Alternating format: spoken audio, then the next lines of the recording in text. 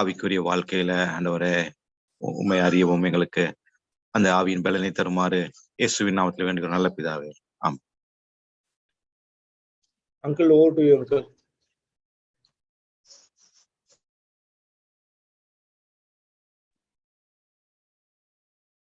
இயேசு கிறிஸ்துவின் விலையேறப்பெற்ற நாமத்திலே உங்கள் யாவரையும் வாழ்த்துகிறேன். ஸோ நீண்ட இடைவேளைக்கு பிறகு இந்த நாளிலும் நாம் இவ்விதமாக ஆரம்பிக்க கர்த்தராகிய தேவன் நமக்கு கிருபை செய்திருக்கிறார். So it is good. எல்லாம் முடிஞ்ச அளவுக்கு வீடியோல வந்தீங்கன்னா நல்லா இருக்கும். ஃப்ரெட்டி வந்திருக்காப்ல. குட்.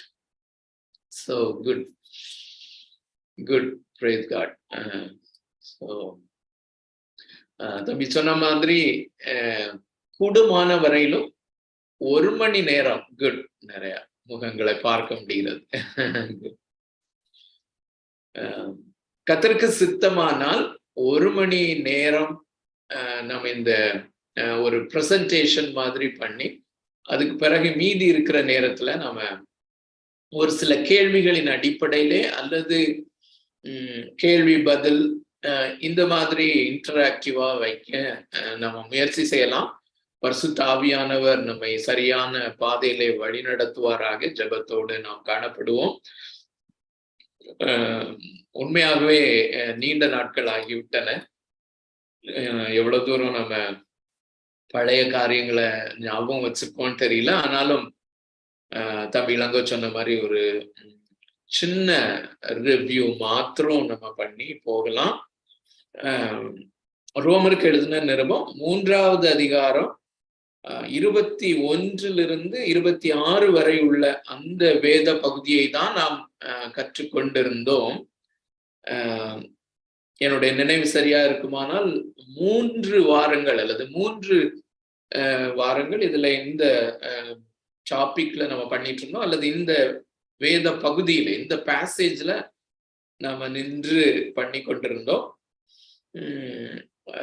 தொடர்ந்து நம்ம செல்வதற்கு முன்பதாக இந்த நாளிலும் அதே பேசேஜை நம்ம படிப்போம். அதற்கு முன்பதாக நம்ம ஒரு சின்ன ரிவ்யூவும் நம்ம பார்க்கலாம். ஸோ முதலாவது அந்த பேசேஜை நம்ம படிக்கலாமா? யாராவது ஒருவர் வாசிக்கலாமா? ரோமருக்கு எழுதின நிருபம் 3வது அதிகாரம் 21 முதல் 26 வரை உள்ள அந்த வேத பகுதியை நாம் யாராவது ஒருவர் வாசிக்கலாம். இப்படி இருக்க நியாயப்பிரமாணம் இல்லாமல் தேவ நீதி வெளியாக்கப்பட்டிருக்கிறது. அதை குறித்து நியாயப்பிரமாணமும் தீர்க்க தரிசனங்களும் சாட்சியிடுகிறது. அது இயேசு கிறிஸ்துவை பற்றும் விசுவாசத்தினாலே பலிக்கும் தேவ நீதியே. விசுவாசிக்கிற எவர்களுக்குள்ளும் எவர்கள் மேலும் அது பலிக்கும். வித்தியாசமே இல்லை. எல்லாரும் பாவம் செய்து தேவ மகிமையற்றவர்களாகி இலவசமாய் அவருடைய கிருபையினாலே கிறிஸ்து இயேசுவில் உள்ள மீட்பை கொண்டு நீதிமான்கள் ஆக்கப்படுகிறார்கள். தேவன் பொறுமையாயிருந்த முற்காலத்தில் நடந்த பாவங்களை தாம் பொறுத்து கொண்டதை குறித்து தம்முடைய நீதியை காண்பிக்கும் பொருட்டாகவும் தாம் நீதியுள்ளவரும் இயேசுவினிடத்தில் விசுவாசமாய் இருக்கிறவனை நீதிமான் ஆக்குகிறவருமாய் விளங்கும்படி இக்காலத்திலே தமது நீதியை காண்பிக்கும் பொருட்டாகவும் கிறிஸ்து இயேசுவினுடைய இரத்தத்தை பற்றும் விசுவாசத்தினாலே பலிக்கும் கிருபாதார பலியாக அவரையே ஏற்படுத்தினார்.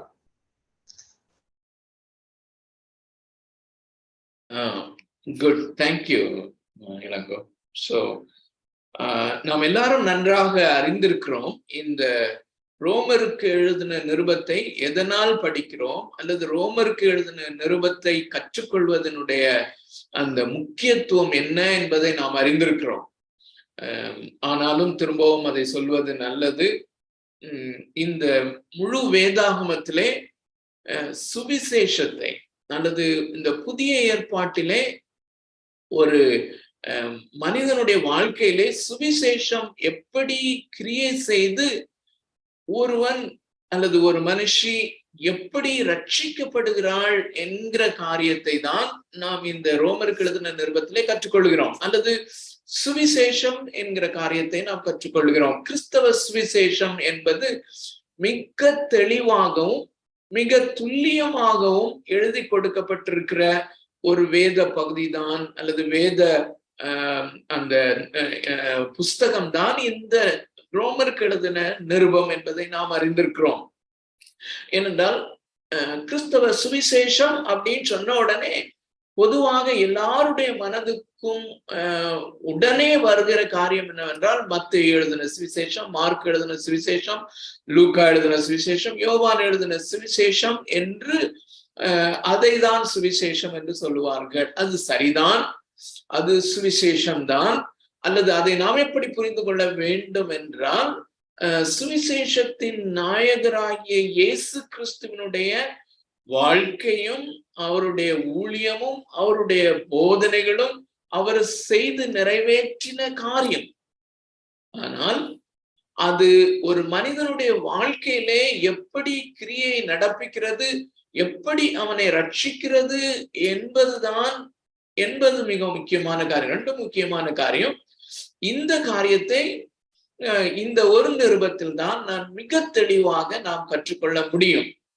அப்படியானால், அல்லது இன்னொரு விதத்திலே நாம் சொல்வோமே ஆனால், மத்தேயு, மார்க், லூக்கா, யோவான் எழுதிய சுவிசேஷங்களினுடைய இன்டர்பிரேஷன், அல்லது இந்த 4 சுவிசேஷங்களினுடைய வியாக்கியானம், அதனுடைய அர்த்தம், அதனுடைய இன்டர்பிரேஷனை நாம் இந்த நிருபத்திலே பார்க்கிறோம். ஆகையினாலே இது மிக மிக முக்கியமான ஒரு காரியம். இந்த சுவிசேஷம் தான் நம்மை ரட்சிக்கிறது. ஆகையினாலே இது மிகவும் முக்கியமான ஒரு காரியம் என்பதை நாம் அறிந்திருக்கிறோம். அருமையானவர்களே, இந்த நாட்களிலே சுவிசேஷம் பல விதங்களிலே புரிந்து கொள்ளப்படுகிறது. நம்முடைய ரட்சிப்பு சரியாக, நம்முடைய சுவிசேஷம் சரியாக இல்லை என்றால், if we have not got the gospel right, சுவிசேஷம் என்கிற காரியத்தை, அந்த நற்செய்தியை நாம் சரியாக பெற்றுக்கொள்ளாவிட்டால், அதனுடைய அர்த்தம் என்னவென்றால், ரட்சிப்பு சரியானதா என்பது ஒரு பெரிய கேள்விக்குறியாக இருக்கிறது. அருமையான தேவனுடைய பிள்ளைகளே, இன்று அநேகர் ரட்சிக்கப்பட்டோம் என்று நம்பி இருக்கிறார்கள், ஆனால் மெய்யாகவே ரட்சிக்கப்படாத நிலைமையில இருக்கிறத நம்ம பார்க்கிறோம். சோ டு ஸ்டார்ட் வித், நாம் எப்படி ஆரம்பிப்போம் என்றால், ஆர்சி ஸ்ப்ரவுல் அவர்கள் 4 விதமான மக்களை குறித்து பேசுகிறார். நான் நினைக்கிறேன் நம்முடைய கான்டெக்ஸ்டுக்கும் அது மிகவும் பொருத்தமானதாக இருக்கும் என்று நினைக்கிறேன். 4 விதமான மக்கள் ரட்சிப்பு என்கிற காரியத்திலே 4 விதமாக இருக்கிறார்கள். முதல் கேட்டகரி என்னன்னா, அவர்கள் ரட்சிக்கப்படவில்லை, அவர்களுக்கும் நன்றாக தெரியும் நாங்கள் ரட்சிக்கப்படவில்லை என்று. சோ அவர்கள் பெயர் கிறிஸ்தவர்களாக இருக்கலாம், அல்லது புற மதத்தை சார்ந்தவர்களாக இருக்கலாம். ரட்சிப்பு என்று ஒன்று இருக்குமானால், பெயர் கிறிஸ்தவர்கள் ரட்சிப்பு என்று சொல்லும் போது, ரட்சிப்பு என்று ஒன்று இருக்குமானால் நான் நிச்சயமா ரட்சிக்கப்படலை, ஏன்னா நான் எல்லாருக்கும் தெரியும் நான் மதுபானம் வருந்துகிறேன், சிகரெட் குடிக்கிறேன், அல்லது எதெல்லாம் செய்யக்கூடாது என்று சொல்லுகிறார்களோ அதெல்லாம் என்னுடைய வாழ்க்கையில இருக்கிறது. லஞ்சம் வாங்குகிறேன், நான் பிள்ளைகளை அடிக்கிறேன், அல்லது மனைவி அடிக்கிறேன், இந்த மாதிரி அநேக காரியங்கள் என்னுடைய வாழ்க்கையில இருக்கிறபடினாலே நான் நன்றாய் அறிந்திருக்கிறேன். ரட்சிப்பு என்ற ஒன்று இருக்குமானால் அது ஒரு பரிசுத்தமான ஒரு காரியம், அதுக்கும் எனக்கும் ரொம்ப தூரம். சோ ரட்சிக்கப்படவில்லை, அவர்களுக்கும் தெரியும் ரட்சிக்கப்படவில்லை என்று. 2வது கேட்டகரி, ரட்சிக்கப்பட்டிருக்கிறார்கள், ஆனால் அவர்களுக்கு நாங்கள் ரட்சிக்கப்பட்டிருக்கிறோம் என்பது அவர்களுக்கு தெரியவில்லை.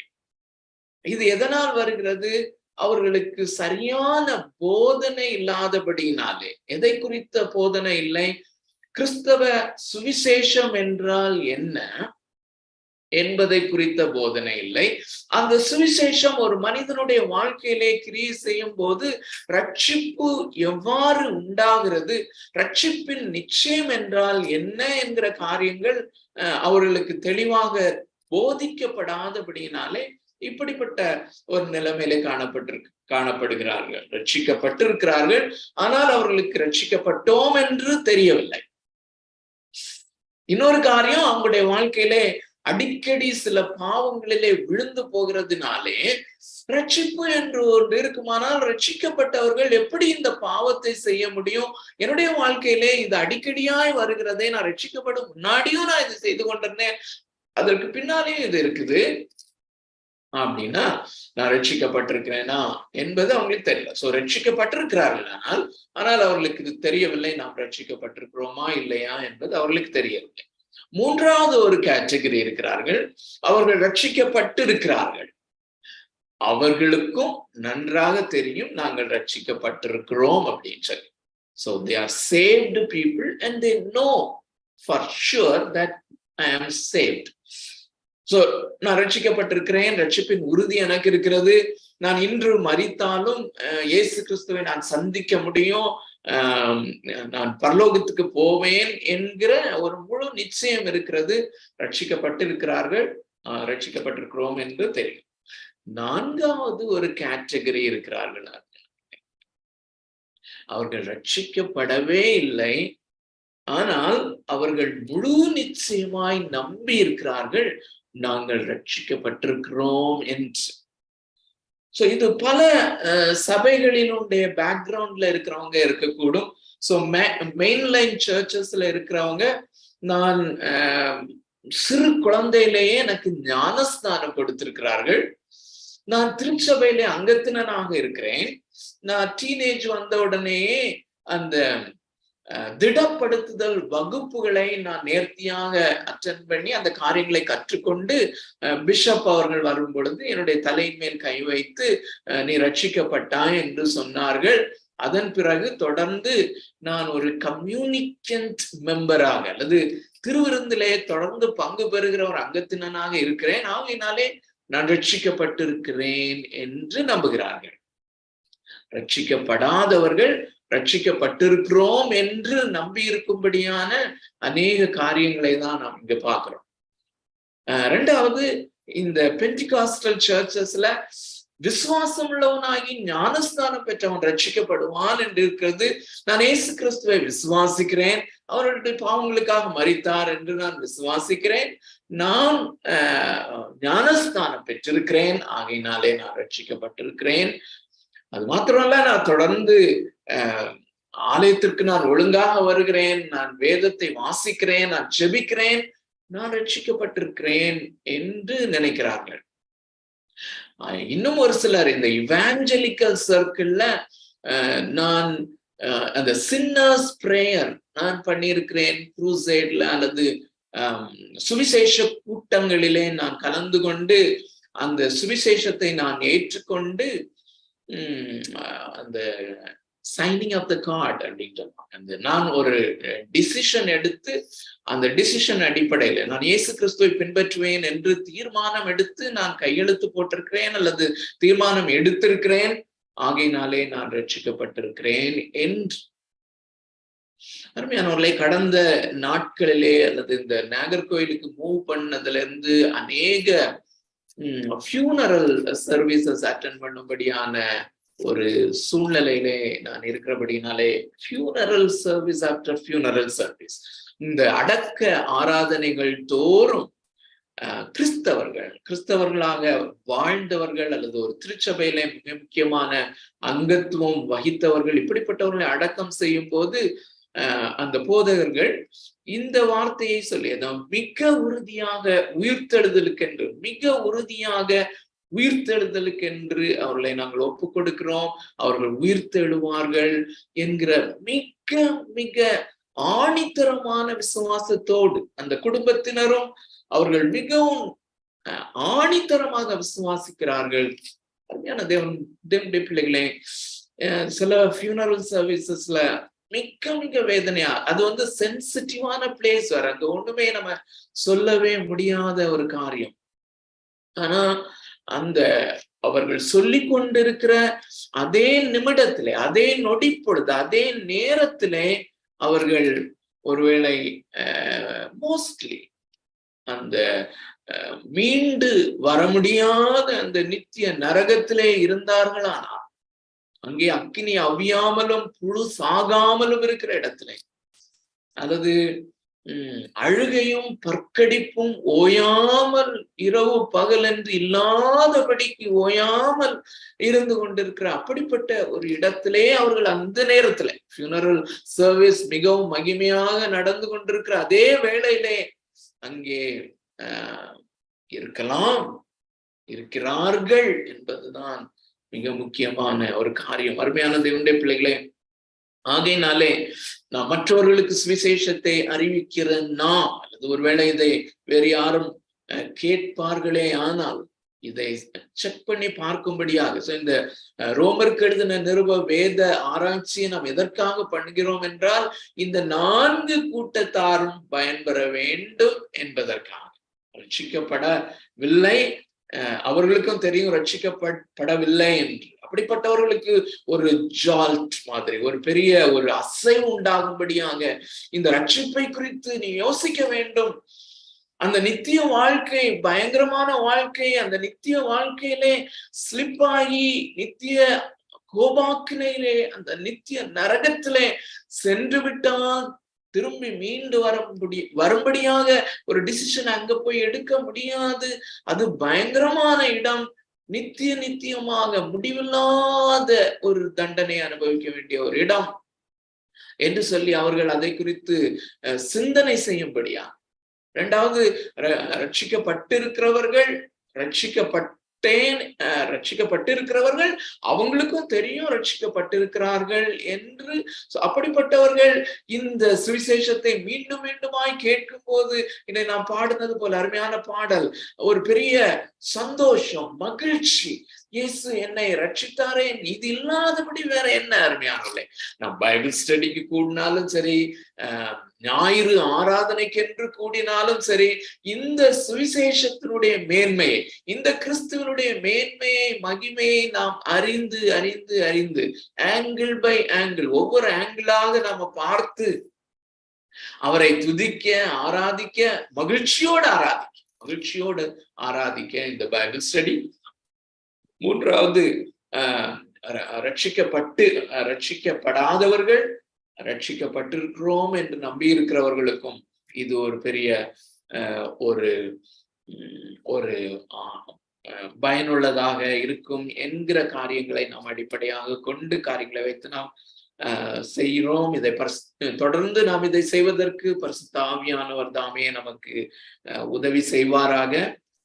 இந்த ரோமருக்கு எழுதின நிருபம் 1வது அதிகாரம் 1 முதல் 15 வரைக்கும் வேதாகமத்தையும் பாருங்க. குறிப்பேடு வைத்திருந்தால் நீங்கள் முன்னால எழுதியிருந்தீங்கன்னா என்றால் அதை ஃபாலோ பண்ணலாம். 1வது அதிகாரம் 1 முதல் 15 வரையிலும் பொதுவான ஒரு முகவுரையை அப்போஸ்தலனாகிய பவுல் கொடுக்கிறதை நாம் அறிந்திருக்கிறோம்.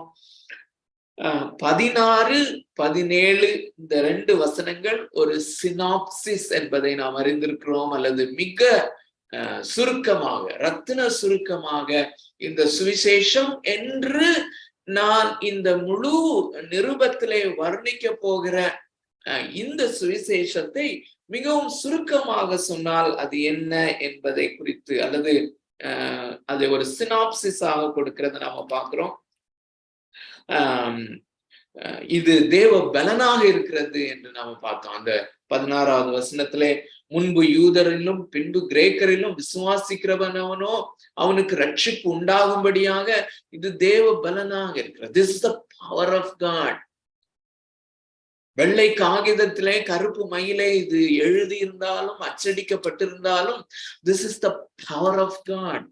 இது தேவ வல்லமை. அண்ட சராசரங்களை உண்டாக்கின அவைகளிலே ஒரு துகள் விடாதபடி ஒவ்வொரு துகளையும், ஒவ்வொரு ஆட்டம் மாலிக்யூல்ஸையும் மேனேஜ் பண்ணி கொண்டிருக்கிற அண்ட சராசரங்களினுடைய தேவாதி தேவனுடைய வல்லமை,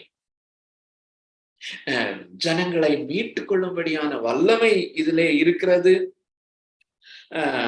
ஏன் இந்த சுவிசேஷத்திலே இப்படிப்பட்ட வல்லமை இருக்கிறது, அல்லது சுவிசேஷம் ஏன் வெளிப்படுத்தப்பட்டிருக்கிறது, அல்லது சுவிசேஷத்தினுடைய காரணம் என்ன, ஏன் வை காஸ்பல் அப்படிங்கிறது தான் அதே 18வது வசனம் முதற்கொண்டு 1வது அதிகாரம் 18வது வசனம் முதற்கொண்டு 3வது அதிகாரம் 20வது வசனம் வரையிலும் ஒரு மிக பெரிய ஒரு போர்ஷனை அப்போஸ்தலனாகிய பவுல் எடுத்து இந்த ரீசன், ஏன் இந்த சுவிசேஷம், ஏன் இந்த சுவிசேஷம் என்றால் அதற்கு 2-3 காரியங்களை, 2-3 வார்த்தைகளை நாம் அதில் உள்ளடக்கி அதை நாம் சொல்வோமே. முதலாவது அடிப்படையாக இது ஏன் சுவிசேஷம் என்றால் தேவ கோபாக்கினை வானத்திலிருந்து வெளிப்படுத்தப்பட்டிருக்கிறது. ஒட்டுமொத்தமாய் மனுஷர்களுக்கு மேலாக, மனுஷர்களுக்கு விரோதமாக தேவ கோபாக்கினை இருக்கிறது. அந்த தேவ கோபாக்கினை வெளிப்படுத்தப்பட்டிருக்கிறது.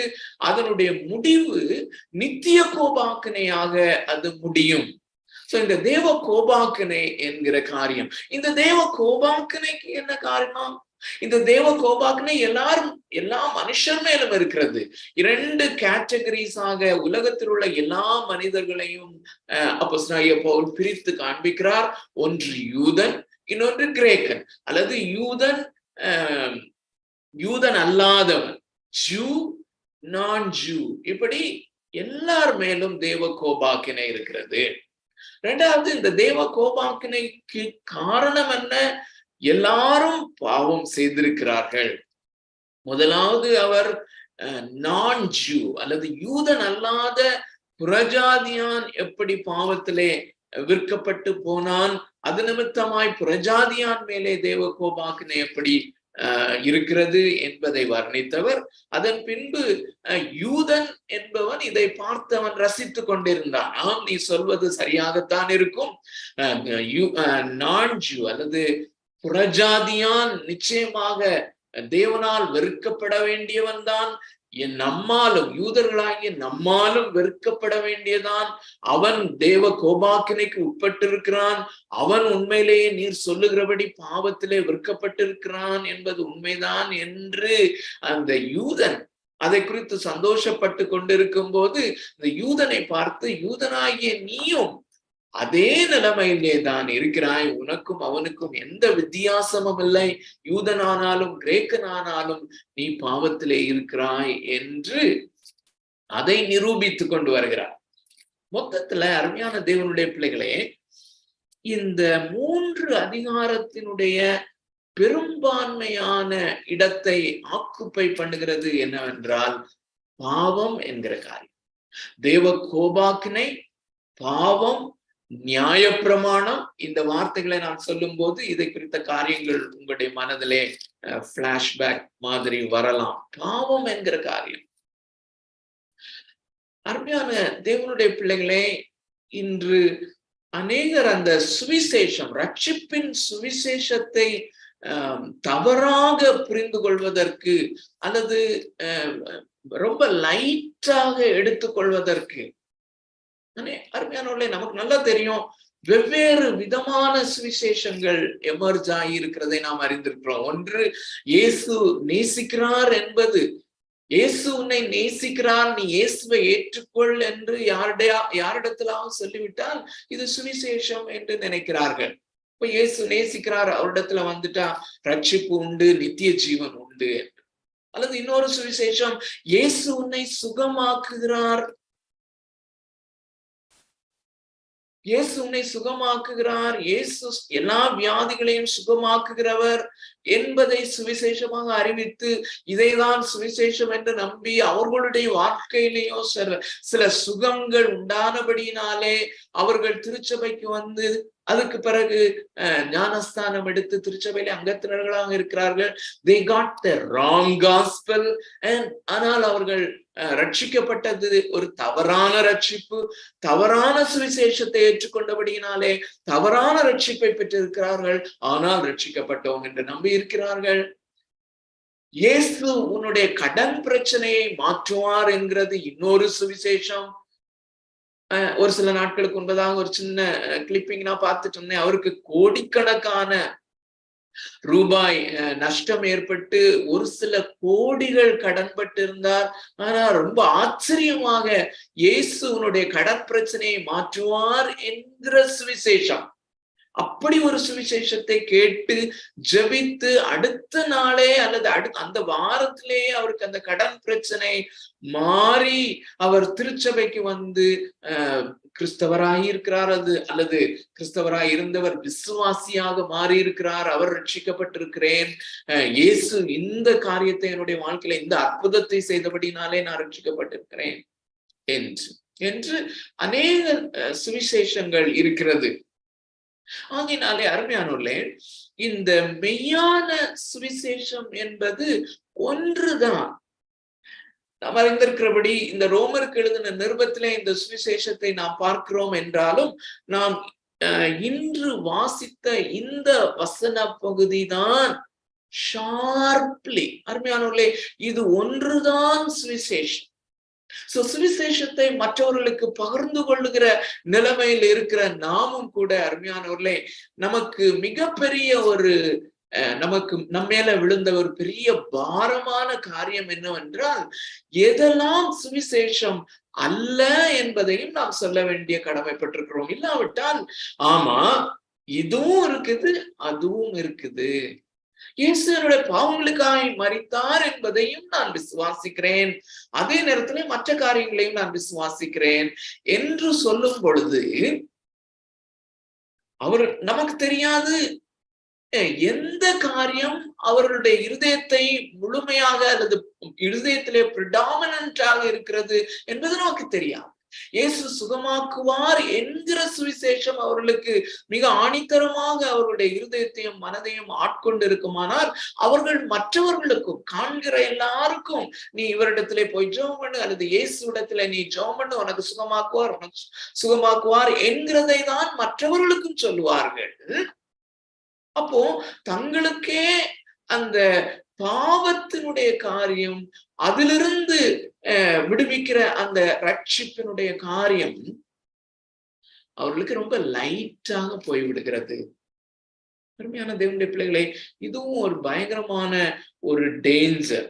சோ இந்த பாவம் என்றால் என்ன என்பதை அவர் வர்ணிப்பதற்காக, பாவம் நன்றாக ஞாபகத்துல வைத்துக் கொள்ளுங்கள், பாவம், நியாயப்பிரமாணம், தேவனாகிய கர்த்தர் மகா பரிசுத்தராகிய தேவன் மனிதனுக்கு கொடுத்திருக்கிற அந்த நியாயப்பிரமாணம், பாவம், நியாயப்பிரமாணம், அதை மீறுதல் நிமித்தமாக மனிதன் மேல் இருக்கிற தேவ உக்ர கோபாக்கினை, அவருடைய கோபாக்கினையினுடைய அந்த முடிவு, இப்படிப்பட்ட காரியங்கள். இதுதான் நாம பார்க்கிறோம் 20வது வசனம் வரையிலும். அதுக்கு பிறகு இந்த 21ல இருந்து 26 வரையிலும் இன்று வாசித்த வசன பகுதியில 27வது வசனத்தையும் நம்ம சேர்த்து கொள்ளலாம். இந்த வசன பகுதியிலே இந்த அந்த ரிஃபார்மேஷன் அல்லது சீர்திருத்த திருச்சபைகள் அல்லது சீர்திருத்த போதனை, சீர்திருத்தத்தின் அந்த காலத்திலே அவர்கள் உபயோகப்படுத்தின, இன்றும் உபயோகப்படுத்துகிற அந்த 5 ஸ்லோகன் இந்த வேத பகுதியிலே எவ்வாறு இருக்கிறது என்பதை கொஞ்சம் வேகமாக பார்க்க பரிசுத்த ஆவியானவர் இந்த மாலையிலே நமக்கு உதவி செய்வாராக. முதலாவதாக நாம பார்க்கிற காரியம் 21வது வசனம். 21வது வசனத்தை நான் மீண்டுமாக வாசிக்கிறேன், உங்களுக்காக வாசிக்கிறேன். உங்களுடைய வேதாகமத்திலே அதை பாருங்கள். இப்படி இருக்க என்று போட்டிருக்கிறபடினாலே நிச்சயமாக நாம் அதற்கு முந்தின வசனத்தையும், அட்லீஸ்ட் முந்தின வேத பகுதிக்கு செல்லாவிட்டாலும் முந்தின வேத பகுதியை நாம் வாசிக்கும் போது அது கொஞ்சம் கிளியரா இருக்கும். 20வது வசனத்தை வாசிக்கிறேன். இப்படி இருக்க பாவத்தை அறிகிற அறிவு நியாயப்பிரமாணத்தினால் வருகிறபடியால் எந்த மனுஷனும் நியாயப்பிரமாணத்தின் கிரியைகளினாலே தேவனுக்கு முன்பாக நீதிமான் ஆக்கப்படுவதில்லை. சோ நியாயப்பிரமாணத்தினாலே மனுஷன் நீதிமான் ஆக்கப்படுவான். அதாவது நியாயப்பிரமாணத்தை, தேவன் அருளியிருக்கிற அந்த நியாயப்பிரமாணத்தை நாம் பின்பற்றுவதினாலே நாம் தேவனுக்கு முன்பதாக நீதிமானாக நிற்க முடியும் என்கிற அந்த நம்பிக்கை முற்றிலுமாக சுக்கு நூறாக அப்போஸ்தலனாகிய பவுல் உடைத்து போடுகிறதை நாம பார்க்கிறோம். பரிசுத்த ஆவியானவர் இங்கே உடைத்து போடுகிறதை நாம பார்க்கிறோம். தம்பி இளங்கோ மென்ஷன் பண்ணது போல, அதுக்கு முன்னாடி வாய்கள் யாவும் அடைக்கப்படத்தக்கதான் இந்த காரியத்தை தேவனே செய்கிறார் அல்லது இந்த காரியம் ஏற்பட்டிருக்கிறது என்பதை நாம இங்க இந்த வாசித்து அறிந்து கொண்டோம். இப்படி இருக்க இப்ப 21வது வசனத்தினுடைய அந்த இப்படி இருக்கவை நம்ம பார்க்கலாம். இப்படி இருக்க நியாயப்பிரமாணம் இல்லாமல் தேவ நீதி வெளியாக்கப்பட்டிருக்கிறது. அதை குறித்து நியாயப்பிரமாணமும் தீர்க்க தரிசனங்களும் சாட்சியிடுகிறது. சோ தேவ நீதி என்கிற காரியத்தை குறித்தும் சற்று விளக்கமாக ஒரு பைபிள் ஸ்டடியில நம்ம பார்த்தோம். 5 விதமான தேவ நீதி என்று நினைக்கிறேன், 5 அல்லது 4, 5 விதமான தேவ நீதியை நம்ம பார்த்தோம். அருமையானவர்களே, மிக சுருக்கமாக இந்த பைபிள் ஸ்டடியில நம்ம அதை நினைவு கூறுவது அவசியம். எல்லா கேட்டகரிஸ் இல்லாட்டாலும் நல்ல கவனிங்க. தேவனுக்கு முன்பதாக தேவன் எல்லையற்ற விதத்திலே நீதிபரர். தேவன் எல்லையற்ற விதத்திலே பரிசுத்தர். தேவன் எல்லையற்ற விதத்திலே அவர் உண்மையுள்ளவர். இப்படிப்பட்ட காரியங்கள் இருக்கிறபடினாலே எந்த ஒரு மனிதனும் இந்த தேவனுக்கு முன்பதாக அங்கீகரிக்கப்பட்டவனாக வர முடியாது. எதற்குமே தன்னுடைய ஜபங்களை ஏறெடுக்கும்படியாய் தேவ சமூகத்திலே வர முடியாது, அல்லது தேவனுடைய சமூகத்திலே அங்கீகரிக்கப்பட்டவனாய் அவன் நிற்க முடியாது. இந்த உலகத்திலே கடைசியாக அவன் நியாய தீர்ப்பின் நாளிலே தேவனுடைய சமூகத்திலே அங்கீகரிக்கப்பட்டவனாக நிற்க முடியாது. ஆனால் இந்த நீதிமான் ஆக்கப்படுதல் அல்லது நீதிமானாக பிரகடனப்படுத்தப்படுதல் என்கிற தீம் என்ன, அல்லது இந்த வேத பகுதியிலே கொடுக்கப்படுகிற அந்த பொருள் என்ன?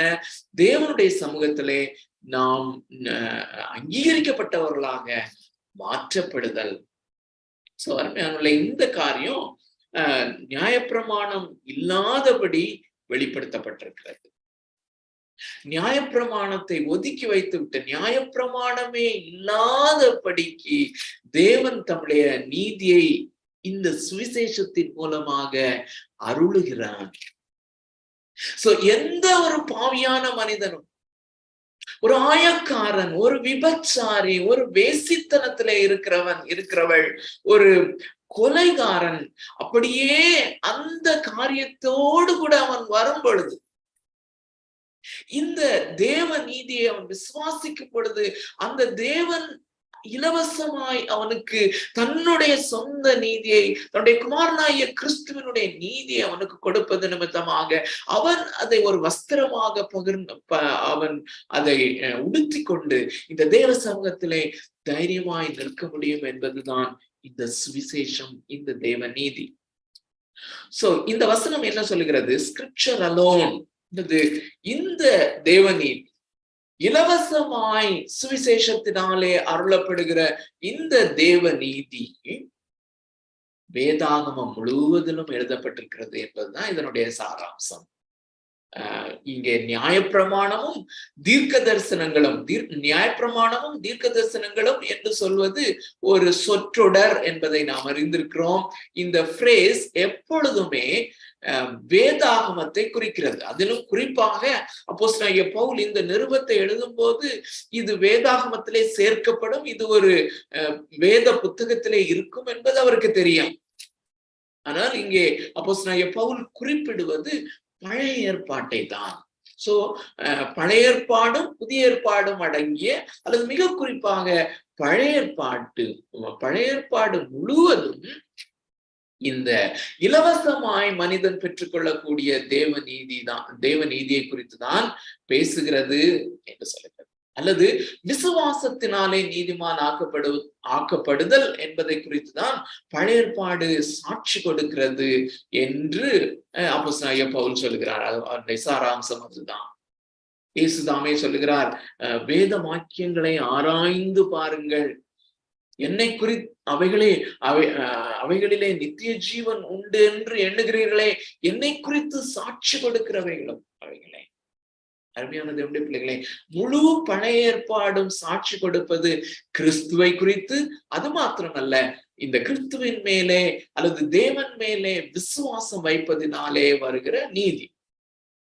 சோ நம்ம தொடர்ந்து நம்ம பார்க்கும்போது இந்த ரோமருக்கு எழுதின நிருபத்திலேயே 4வது அதிகாரத்திலே அந்த 2 பழைய ஏற்பாட்டினுடைய கதாபாத்திரங்களை அங்கே அப்போஸ்தலனாகிய பவுல் கொண்டு வருகிறத பார்க்கிறோம். இந்த 2 பேரும் சாம்பிள்ஸ் மாதிரி. இந்த பழைய ஏற்பாட்டு பரிசுத்தவான்கள் 2 பேரும் விசுவாசத்தினாலே தான் நீதிமான்கள் ஆக்கப்பட்டார்கள் என்று கொண்டு வருகிறார். அவர்கள் யார் என்று நமக்கு தெரியும். ஆபிரகாம் ஒன்று, 2வது தாவீது. இவர்கள் விசுவாசத்தினாலே நீதிமான்கள் ஆக்கப்பட்டார்கள் என்கிற காரியத்தை கொண்டு வருகிறார். அது மாத்திரமல்ல, எபிரேயருக்கு எழுதின நிருபம் 11வது அதிகாரத்திலே அநேக பரிசுத்தவான்கள், விசுவாச வீரர்கள் என்று பொதுவாக நாம் அவர்களை குறித்து சொல்லுகிறோம். சோ இப்படிப்பட்ட அந்த அங்கே பட்டியலிடப்பட்டிருக்கிற அந்த விசுவாச வீரர்கள் அல்லது அந்த பரிசுத்தவான்கள் எல்லாருமே இந்த ரோமருக்கு எழுதின நிருபம் 3வது அதிகாரம் 21 27 வரையிலும் நாம் இன்று படித்த இந்த வேத வசனத்தின்படியான இந்த வேத வசனத்தின்படியான தேவநீதியை விசுவாசத்தினாலே பெற்றவர்கள் தான் என்பது மிக தெளிவாக நமக்கு தெரிந்திருக்க வேண்டும். முடிந்தால் வருகிற நாட்களிலே நாம் இன்னும் தெளிவாக அவைகளை கற்றுக்கொள்ள பரிசுத்த ஆவியானவர் நமக்கு உதவி செய்வாராக. இன்னொரு விதத்திலே சொல்வோமானால், அருமையான தேவனுடைய பிள்ளைகளே, இந்த முழு வேதாகமும் அல்லது குறிப்பாக பழைய ஏற்பாடு அல்லது முழு வேதாகமும் அதை நாம் சொல்ல வேண்டுமானால் இட்ஸ் த ரிடீமிங் ஒர்க் அல்லது ரிடீமிங் புக், மனிதர்களை மீட்கும் ஒரு புத்தகம். முழு ரோமருக்கு எழுதின நிருபமும் சுவிசேஷம். அதுல மிக குறிப்பாக நாம் இன்று படிக்கிற அல்லது 21 முதல் 26 வசனங்கள் அடங்கிய காரியம் இது ஒரு மனிதனுக்கு ரட்சிப்பை கொடுக்கிற சுவிசேஷம். இதுதான் சுவிசேஷம். This is the gospel. இந்த காஸ்பலுக்கு இதற்கு முன்பு இருக்கிற அந்த பாவம், அது ரொம்ப மிக முக்கியமான காரியம். தேவ கோபாக்னை, பாவம், நியாயப்பிரமாணம், தேவ கோபாக்னை, 3 மிக முக்கியமான அம்சங்கள் சுவிசேஷத்துல. அதுக்கு பிறகு ஆக்சுவல் சுவிசேஷம் செய்கிற காரியம் இந்த வேத பகுதியில இருக்கிறது. நான் அடிக்கடி சொல்லுவேன், இந்த வேத பகுதி தான் மற்ற மதங்களிலிருந்து கிறிஸ்தவத்தை பிரிக்கிறது. சோ மற்ற மதங்களிலிருந்து கிறிஸ்தவத்தை பிரிக்கிற இந்த வேத பகுதி சுவிசேஷம் என்றால், அருமையான தேவனுடைய பிள்ளைகளே, முழு வேதாகமும் இந்த சுவிசேஷத்தை அறிவிக்கிறது. அப்படின்னா நல்ல கவனிங்க, மற்ற மதங்களினுடைய மற்ற மதங்களினுடைய வேதங்கள் என்ன சொல்லுகிறது? கடவுளை அடைய வேண்டுமானால் மனிதன் என்ன செய்ய வேண்டும்? இது ரொம்ப முக்கியமான காரியம். கடவுளை அடைய வேண்டுமானால் அல்லது கடவுளை தரிசிக்க வேண்டுமானால், கடவுளிடத்திலே அங்கீகாரம் பெற்றவனாக நிற்க வேண்டுமானால், நீ இப்படி வாழ வேண்டும், இப்படி செய்ய வேண்டும் என்று. ஆனால் வேதாகமம் மாத்திரம் அல்லது கிறிஸ்தவ சுவிசேஷம் மாத்திரம், இந்த நியாயப்பிரமாணமும் தீர்க்க தரிசனங்களும் என்று சொல்லப்படுகிற இந்த வேதாகமம் மாத்திரம்தான் என்ன சொல்லுகிறது என்றால், மனிதன் இப்படி தன்னுடைய கிரியைகளினால ரட்சிக்கப்பட முடியாது. மனிதன் ரட்சிக்கப்பட வேண்டுமானால் தேவன், அவனை படைத்த கடவுள் எல்லையற்ற பரிசுத்தர், எல்லையற்ற நீதிபரர், அவர்தாமே முயற்சி எடுக்க வேண்டும், அவர்தாமே மனிதனை மீட்டுக் கொள்ள வேண்டும் என்று படிப்பிக்கிறது இந்த வேதாகமம். இது ஒன்றுதான் அருமையானவர்களே கிறிஸ்தவ சுவிசேஷத்தை வித்தியாசமாக காண்பிக்கிறது. ஆனா ரொம்ப ரொம்ப ரொம்ப ரொம்ப வேதனைக்குரிய காரியங்கள் நான் முதல்ல மென்ஷன் பண்ணேன்ல, funeral service after funeral service, அடக்க ஆராதனைகள் தோறும் போகும்போது என்ன சொல்லப்படுகிறது என்றால், இவர் ஒரு நல்லவராக வாழ்ந்தார், கிறிஸ்தவர்களை குறித்தும் இவர் ஒரு நல்லவராக வாழ்ந்தார், நைஸ் பர்சன், ரொம்ப அன்பானவர், இப்படி செய்தார் அப்படி செய்தார் சொல்லுகிற அந்த சாராம்சம் என்னவென்றால், இப்படி செய்திருக்கிறபடியினாலே, இப்படி வாழ்ந்தபடியினாலே அவர் அங்கே போயிருக்கிறார் என்று, மோட்சத்துக்கு போயிருக்கிறார் என்று. சோ கிறிஸ்தவமும் அப்படி மாறிவிட்டதுதான் நாம் இந்த ரோமருக்கு எழுதின நிருபத்துக்கு முக்கியத்துவம் கொடுப்பதற்கான காரணம். அருமையானவர்களே, இந்த சுவிசேஷத்தை நாம் எப்பொழுதும் கேட்க வேண்டிய ஒரு கேள்வி, நம்முடைய சக விசுவாசிகளிடத்திலே, நம்முடைய திருச்சபைக்கு வருகிறவர்களிடத்திலே, have you got the gospel right? உன்னுடைய சுவிசேஷத்தை நீ சரியாக துல்லியமாக பெற்றிருக்கிறாயா? நீ விசுவாசிக்கிற சுவிசேஷம் சரியானதுதானா, துல்லியமானதுதானா? ஏனென்றால் அதன் அடிப்படையிலே தான் உன்னுடைய ரட்சிப்பு சரியானதுதானா, துல்லியமானதுதானா, ரட்சிப்பினுடைய நிச்சயமும் துல்லியமானதுதானா? அருமையானவர்களே, முக்கியமான ஒரு காரியம். ஆர்சி ஸ்ப்ரவுல் சொல்லுகிற ஒரு சின்ன இல்லஸ்ட்ரேஷன் இங்க நல்லதுன்னு சொல்லி யோசிக்கிறேன். அவர் வேற ஒரு காரியத்துக்காக சொல்லுகிறார், ஆனால் இதற்கு மிகவும் பொருத்தமானது. அருமையானவர்களே, ஒரு வீடு திடீரென்று தீப்பிடித்து எரிந்து கொண்டிருக்கிறது. அந்த தீப்பிடித்து எரிந்து கொண்டிருக்கும் போது அந்த வீட்டினுடைய தலைவனும் தலைவியும் அல்லது கணவனும் மனைவியும் வெளியே வந்து விட்டார்கள், அல்லது அவர்கள் வெளிப்பிரகாரத்திலே இருந்தபடியினாலே அவர்கள் வெளியே வந்து விட்டார்கள், வெளியே இருக்கிறார்கள்.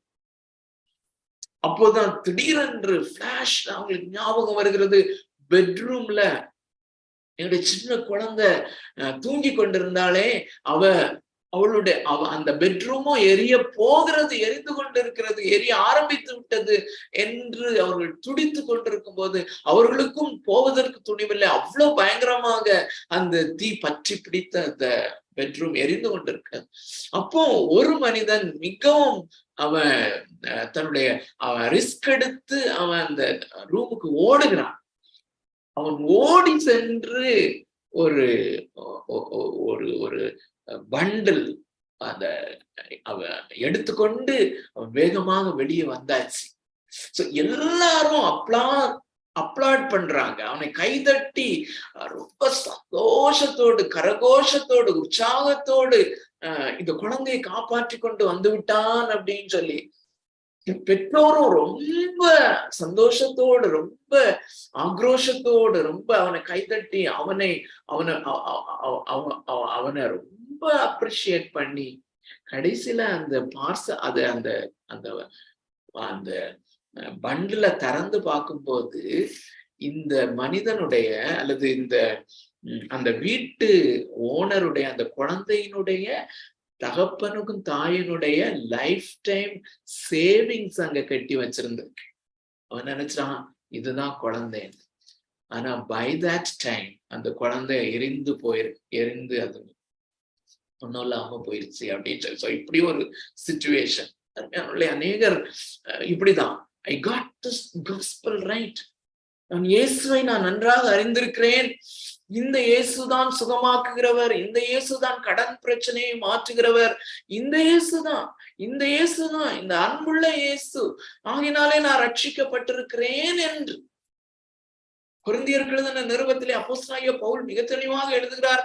வேறொரு கிறிஸ்துவை, இயேசுவை அவர்கள் பிரசங்கிக்கிறார்கள் என்று. So if it is like that, அருமையானவர்களே, எப்படிப்பட்ட ஒரு பரிதாபமான நிலைமைக்குள்ளாக பெரும்பாலான கிறிஸ்தவர்கள் போய்கொண்டிருக்கிறார்கள் என்பதை அருமையானவர்களே நாம் அறிய வேண்டியது இருக்கிறது. சோ இது இந்த கிரியையின் ரட்சிப்பு என்று சொல்வதற்காக இதை சொல்ல நேரிட்டது. சோ இந்த கிருபையினாலே விசுவாசத்தை கொண்டு ரட்சிக்கப்படுகிற இந்த காரியம்தான் பழைய ஏற்பாட்டிலும் நிரம்பி இருக்கிறது என்பதை நாம் அறிந்து கொள்ள வேண்டும். இரண்டாவது, faith alone, விசுவாசத்தினாலே மாத்திரம் என்கிற காரியத்தை அடுத்த வசனத்திலே நாம் பார்க்க முடியும். 22வது வசனத்திலே 22வது வசனத்திலே நான் உங்களுக்காக வாசிக்கிறேன். உங்களுடைய வேதாகமத்திலே அதை திறந்து பாருங்கள். அது இயேசு கிறிஸ்துவை பற்றும் விசுவாசத்தினாலே பலிக்கும் தேவநீதியே விசுவாசிக்கிற எவர்களுக்குள்ளும் எவர்கள் மேலும் அது பலிக்கும், வித்தியாசமே இல்லை. இதுலயும் அருமையானவர்களே, இதுவும் ஒரு மிக முக்கியமான காரியம். இயேசுவை நான் விசுவாசிக்கிறேன். அப்போ நான் சொன்ன அந்த முதல் 4 அந்த கேட்டகரியிலையும் அந்த 4வது கேட்டகரி, ரட்சிக்கப்படவில்லை, ரட்சிக்கப்பட்டிருக்கிறோம் என்று நம்பி இருக்கிறவர்கள், மெயின்லைன் சர்ச்சஸ்ல உள்ளவங்க, அவங்க அந்த திடப்படுத்துதல் வகுப்புகள் முடிந்து அந்த பிஷப் கை வைத்து நீங்க ரட்சிக்கப்பட்டிருக்கிறீர்கள், இன்றையிலிருந்து நீங்க திருவிருந்து பெறுவதற்கு நீங்கள் தகுதியுடையவர்களாக மாறுகிறீர்கள் என்று சொல்லும் பொழுது அவர்கள் முழுமையாய் அதை நம்பி இருக்கிறார்கள். இயேசுவை நாங்கள் விசுவாசிக்கிறோம், இயேசுவை நாங்கள் விசுவாசிக்கிறோம். அதுபோல அந்த பெண்டிகாஸ்டல் சர்ச்சஸ்லயும் பிரடாமினன்டாக இருக்கிற மக்கள், வியாதி சுகமாய் ஆனது நிமித்தம் வந்தவர்கள், பல காரணங்களின் நிமித்தம் பல அற்புதங்களை கண்டு வந்தவர்கள், அவர்களும் ஞானஸ்தானம் எடுத்து நாங்கள் இயேசுவை விசுவாசிக்கிறோம், ஆகையினாலே ரட்சிக்கப்பட்டிருக்கிறோம். விசுவாசம் உள்ளவனாகி ஞானஸ்தானம் பெற்றவன் ரட்சிக்கப்படுவான். ஆனால் அருமையானவர்களே, இங்கே கூறுகிற விசுவாசம், இந்த 2வது அம்சமாகிய விசுவாசம் என்கிற காரியம் சற்று வித்தியாசமானது. அருமையானவர்களே, இந்த விசுவாசத்தை குறித்து நாம் அநேக காரியங்கள் கற்றிருக்கிறோம். நம் ஒவ்வொருவருடைய அந்த புரிந்து கொள்ளுதலும் விசுவாசத்தை குறித்து பெருகி இருக்கிறது என்பதை நாம் அறிந்திருக்கிறோம். இன்னும் ஒரு கோணத்திலே நாம் அதை இந்த நாளிலே பார்க்க பரிசுத்த ஆவியானவர் நமக்கு உதவி செய்வாராக. அதற்கு ஆதாரமாக யோபுவினுடைய புஸ்தகத்துக்கு நாம் திருப்பிக் கொள்ளலாம். நமக்கு நன்றாக தெரிந்த ஒரு வேத பகுதிதான், ஆனாலும் இன்னொரு பெர்ஸ்பெக்டிவ்ல நம்ம அதை பார்ப்பது நல்லது. இது நமக்கு நன்றாக தெரிந்ததுதான். யோபுவினுடைய புஸ்தகம், அதனுடைய கடைசி அதிகாரத்துக்கு நாம் வருவோம்.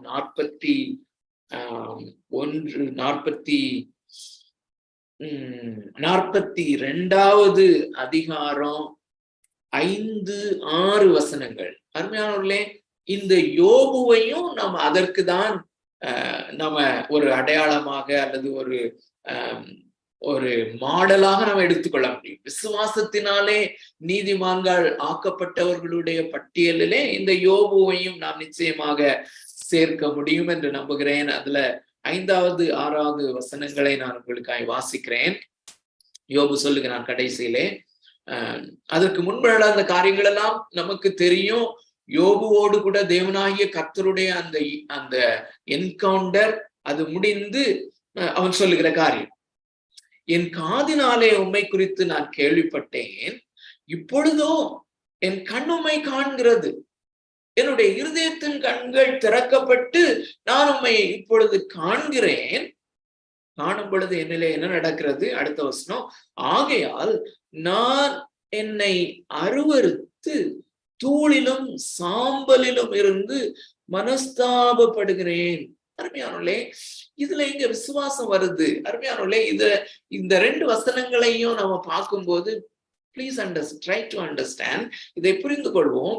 இதுதான் விசுவாசம். விசுவாசம் என்று சொல்லுவது தன்னுடைய பாவ நிலைமையினுடைய அகோரத்தை உணர்கிறது. எப்படி உணர்கிறது? முதலாவது, தேவன் எவ்வளவு பரிசுத்தர், எல்லையற்ற பரிசுத்தர் என்பதை அகக்கண்களினாலே காண்கிறது இந்த விசுவாசம். இந்த தேவன் எல்லையற்ற நீதிபரர், எல்லையற்ற பரிசுத்தர், எல்லையற்ற விதத்திலே உண்மை உள்ளவர் என்கிற காரியங்களை இந்த விசுவாசமானது காண்கிறது.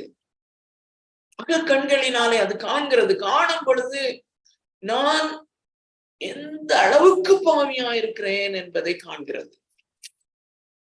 அருமையானவர்களே, இந்த மாலையில நம்ம கூடியிருக்கும் பொழுதும் நம்ம ஒவ்வொருத்தருடைய விசுவாசத்தினுடைய நிலைமையும் வெவ்வேறாக இருக்கலாம். ஒரு சிலர் இந்த காரியத்தை நேற்று ஒரு விதமாக உணர்ந்திருக்கலாம், இன்றைக்கு ஒரு விதமாக உணரலாம். இன்று மாலையிலே நான் பேசிக்கொண்டிருக்கிற அதே வேளையிலே நான் எப்படி உணர்கிறேன், நீங்கள் ஒவ்வொருவரும் எப்படி உணர்கிறீர்கள் என்பது இஸ் ஈக்குவல் டு ஃபெய்த். உங்களுடைய விசுவாசம், உங்களுடைய விசுவாச அளவு அதிகமாக இருக்குமே ஆனால் தேவன் எவ்வளவு பரிசுத்தர் என்பதை மிகவும் அதிகமாய் காண்பீர்கள். எந்த அளவுக்கு அதிகமாக காண்கிறீர்களோ அந்த அளவுக்கு நீங்கள் உங்களை தாழ்வாக எண்ணுவீர்கள். இதுதான் ஏசாயாவுடைய வாழ்க்கையில நடந்ததுன்னு சொல்லி நமக்கு தெரியும். ஏசாயா 6வது அதிகாரத்துல நடந்ததும் அதுதான். ஏசாயா ஒரு சில்வர் டங்க்ட் ப்ராஃபெட்னு சொல்லுவாங்க, வெள்ளியின் உதடுகளை கொண்ட ஒரு தீர்க்கதரிசி என்று. அவ்வளவு துல்லியமாக தீர்க்க தரிசனம் உரைத்த தேவ மனிதன். அவன் தேவனுடைய சமூகத்துல வரும் பொழுது அவன் தேவனுடைய அந்த மகிமையை ஃப்ரெஷ்ஷா என்று பார்க்கிறான். உசியா ராஜா மரணம் அடைந்த அந்த நாட்களிலே ஒரு நாளிலே அவன் அங்கே சென்ற பொழுது he had a fresh glimpse of the glory of God. தேவனுடைய அந்த எல்லையற்ற மகிமையை, எல்லையற்ற பரிசுத்தத்தை, எல்லையற்ற நீதியை, எல்லையற்ற உண்மையை அவன் கண்ட மாத்திரத்திலே அவன் சொல்லுகிறது, ஐயோ அதமானேன் சொல். சமீபத்துல ஆர்சி ஸ்ப்ரவுலுடைய ஒரு மெசேஜ் நான் கேட்டு அவர் சொன்ன ஒரு காரியம் எனக்கு ரொம்ப ஆச்சரியமாக இருந்தது. இந்த தேவன் நமக்குமே நம்முடைய பாவத்தை உள்ளபடி அவர் நமக்கு வெளிப்படுத்தி காண்பிப்பாரானால் நம்ம தாங்க முடியாதுன்னு சொல்றாரு. we may not bear it. ஏசாயாவுக்கு அதான் நடந்துச்சு. ஆக்சுவலா சில வேத பண்டிதர்கள் என்ன சொல்லுகிறார்கள் என்றால், அவன் அந்த ஜெபத்தை முடித்து அந்த என்கவுண்டரை முடிந்து வெளியே வரும்போது உண்மையிலேயே அந்த ஏசாயாவுடைய உதடுகள் தீந்து போயிருந்தது அப்படின்னு சொல்லி. சோ அவன் உபயோகப்படுத்துகிற அந்த வார்த்தை இருக்கிறது அல்லவா, ஐயோ அதமானே என்கிற வார்த்தை, it is a power fact word. அருமையானவர்களே, நான் உண்மையிலே நான் நாசமா போயிட்டேன், நான் இடிந்து போனேன், நான் செத்தவன் ஆகிவிட்டேன் என்று. So something like that. அப்படிப்பட்ட ஒரு காரியம்தான் இந்த யோபுடைய வாழ்க்கையிலையும் இங்க நடக்குது. நான் என்னை அருவருக்கிறேன். This is faith. This is faith. அதாவது I desperately need redemption. I desperately need God. I desperately need Christ. அப்படின்னு சொல்லி நம்மை கடவுளுக்கு நேராக தள்ளுகிற ஒரு காரியம், அதான் விசுவாசம். இப்படிப்பட்ட நிலைமையிலே என்னை கிறிஸ்துவுக்கு நேரே உந்தி தள்ளுகிற, வேற வழியே இல்லை, டெஸ்பரேட்டாக எனக்கு கிறிஸ்து தேவை என்று உணர வைக்கிற, அதுதான் விசுவாசம். அருமையானே, இதற்கு முந்தின அதிகாரத்துல 40வது அதிகாரத்திலே அவன் இந்த யோபு 40வது அதிகாரத்திலே அவன் சொல்லுகிற காரியத்தையும் நாம் அறிந்திருக்கிறோம். நான் நீசன், 4வது வசனத்துல, இதோ நான் நீசன். இது ஒரு விசுவாசம் என்றுதான் நான் பார்க்கிறேன். நான் உமக்கு என்ன மறு உத்தரவு சொல்லுவேன், என் கையினால் என் வாயை பொத்திக் கொள்ளுகிறேன். இதோடு சேர்த்துதான் நாம மத்தேயு எழுதின சுவிசேஷம் 5வது அதிகாரம் 3வது வசனத்தை நாம் பார்க்க வேண்டும். அல்லது முழு செர்மன் ஆன் த மவுண்ட், கர்த்தருக்கு சித்தமான இன்னொரு தடவை நம்ம ரொம்ப மிக மிக முக்கியமான ஒரு காரியம். அருமையானவர்களே, இன்றைக்கு நிறைய பேர் அதையும் ஒரு நியாயப்பிரமாணம் ஆக்கி விட்டார்கள். நீ ஆவியில் எளிமையுள்ளவனா இரு என்பதனால் அது வராது.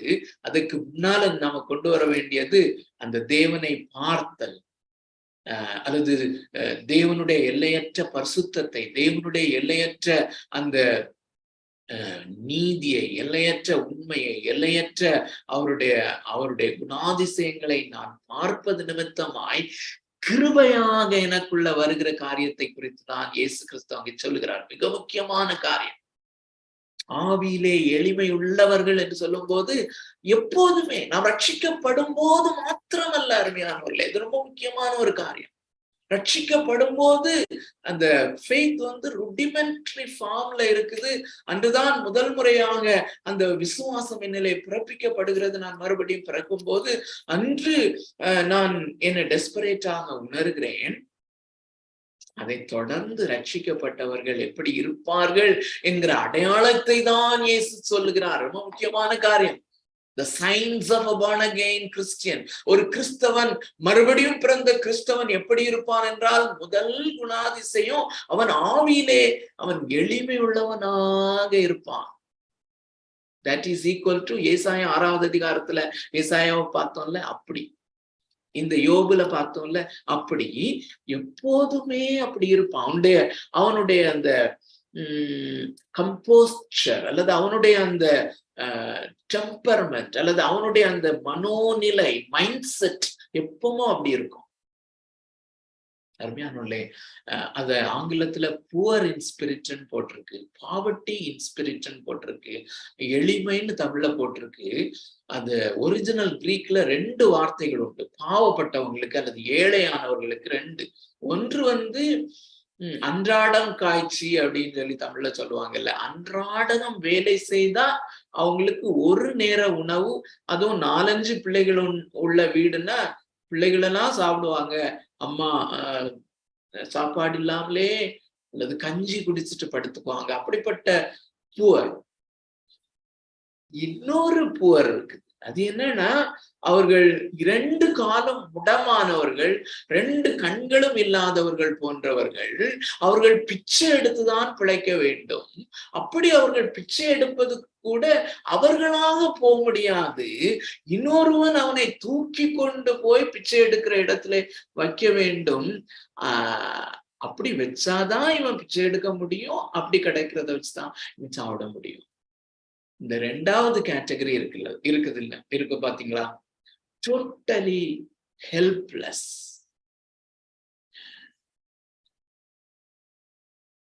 அருமையானவர்களே, விசுவாசம் என்பதை சாதாரணமாக நினைக்கிறோம். இதுதான் விசுவாசம். I desperately need Christ. என்னால ஒண்ணுமே செய்ய முடியாது. எழுப்பி நடக்க முடியாது, எழும்ப முடியாது. இன்னொருவர்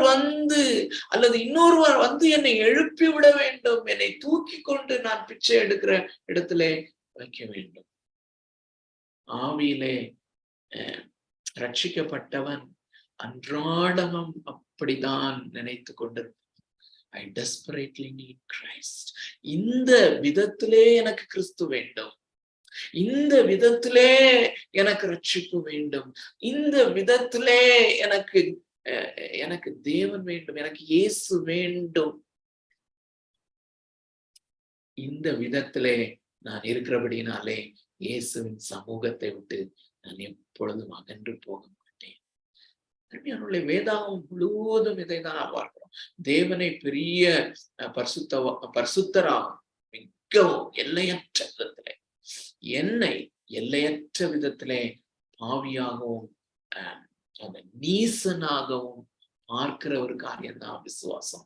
இந்த விசுவாசத்தினாலே அப்புறம் கிருபையினால் மட்டும் என்பதோ அந்த காரியத்தை நமக்கு தெரியும். அடுத்த வசனத்துல நாம பார்க்க முடியும். அதுல 3வது அதிகாரம், ரோமர் 3வது அதிகாரத்துக்கு நம்ம வருவோம். 3வது அதிகாரம்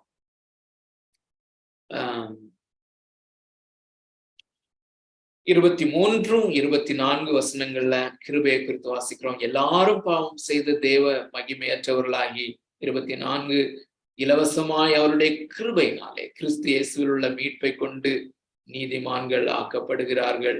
so grace alone, scripture alone பார்த்தோம், ஃபெய்த் அலோன் பார்த்தோம், கிரேஸ் அலோன். சோ 4வதாக கிறிஸ்து மாத்திரமே.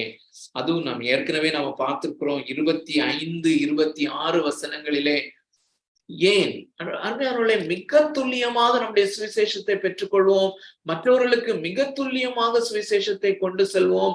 இயேசு கிறிஸ்து பிதாவாகிய தேவனால் கோப நிவாரண பலியாக அருளப்பட்டு என்மேல் வரவேண்டிய, என்மேல் இருந்த அந்த நித்திய உக்கிர கோபாக்கினையை அவர் சிலுவையிலே பெற்றுக்கொண்டார். அவர் மேல் அது ஊற்றப்பட்டது. அதற்கான கிரயத்தை அவர் செலுத்தினார். என்னுடைய பாவங்களெல்லாம் அவர் ஏற்றுக்கொண்டார். அவருடைய நீதி என்னுடைய நீதியானது. எனக்காக அவர் பாவமாக்கப்பட்டார். அந்த சப்ஸ்டிடியூஷனரி டெத், அவருடைய நீதியை அவர் எனக்கு அருளினார். இது ஒன்றுதான் சுவிசேஷம். இந்த ஒன்றை நாம் வெவ்வேறு கோணத்திலே பார்க்கலாமே ஒழிய இதல்லாதபடி வேறொன்றும் அல்ல. நாம் ரட்சிக்கப்பட்டிருக்கிற நமக்கு இந்த சுவிசேஷத்தை எத்தனை தடவை கேட்டார். அருமையானவர்களே, 2 வாரத்துக்கு முன்பதாக ஒரு மேரேஜ் செரிமனிக்கு போயிருந்தேன். ஒரு CSIல 1 hour தான் மேரேஜ் செரிமனி. இதுல என்ன இருக்க போகுதுன்னு யோசித்தேன். ஆனா அந்த வாவ் எடுக்கும் போது, கணவனும் மனைவியும் அந்த அந்த பிரதிக்கனை எடுக்கும் பொழுது அவங்க மாறி மாறி சொல்லுகிறதுல ஒரு வார்த்தை டக்குன்னு என்னை தொட்டது. ரொம்ப ஆச்சரியமாக, திஸ் இஸ் காஸ்பல். என்னன்னா அவள் சொல்லுகிறாள், நான் என்னுடைய சம்பத்தை எல்லாம் உம்மோடு நான் பகிர்ந்து கொள்கிறேன். கணவன் தாலி கட்டுறவன் சொல்றான், நான் என்னுடைய சம்பத் எல்லாவற்றையும் உன்னோடு பகிர்ந்து கொள்கிறேன். Amazing wording.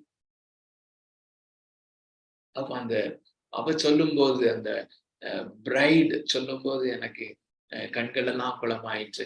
அந்த சுவிசேஷத்தை ஆண்டவர் அப்படியே ஃப்ரெஷ்ஷா கொண்டு வந்தார்.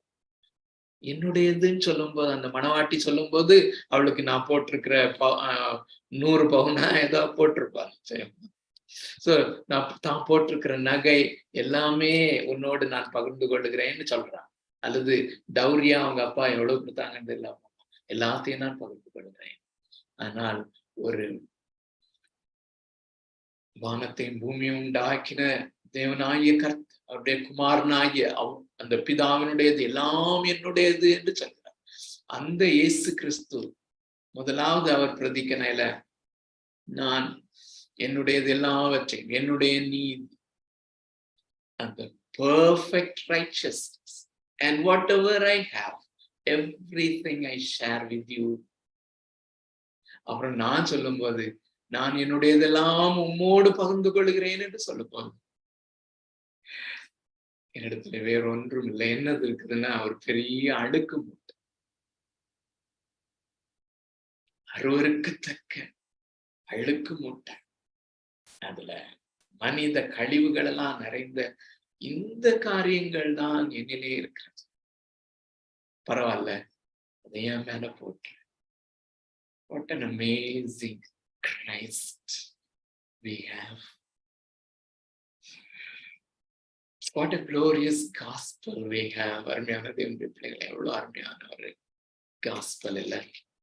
இந்த கடைசி வசனத்துல 27வது வசனத்துல, ஒருவனும் மேன்மை பாராட்டாதபடிக்கு மகிமை முழுவதும் அவருக்கு போகும்படியாக இந்த ரட்சிப்பை, இந்த சுவிசேஷத்தை அவர் இவ்வாறு டிசைன் பண்ணியிருக்கிறார். கர்த்ததாமே இந்த சுவிசேஷத்திலே நிலைத்திருந்து, இந்த சுவிசேஷத்தை என்ஜாய் பண்ணி, இந்த கிரைஸ்ட நாம ஒவ்வொரு நொடியிலும், ஒவ்வொரு நொடி பொழுதிலும் நாம் அதை கனப்பொழுதிலும், நொடி பொழுதிலும் அதை என்ஜாய் பண்ணி அவரை துதிக்க கர்த்ததாமே நமக்கு உதவி செய்வாராக. ஐ திங்க் ஒரு சிறிய ஜபத்துக்கு பிறகு நம்ம கொஞ்சம் இன்டராக்ஷன் மாதிரி வைக்க ட்ரை பண்ணலாம். யாராவது ஒருவர் இந்த வசனங்களின் அடிப்படையிலே நம்ம ஜபத்தில் நடத்தலாம், ஜபிக்கலாம்.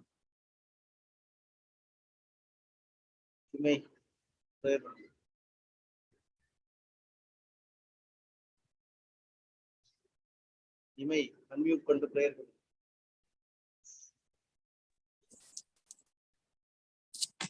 ஸ்தோத்திரிக்கிறோம் அப்பா, துதிக்கிறோம் ராஜா.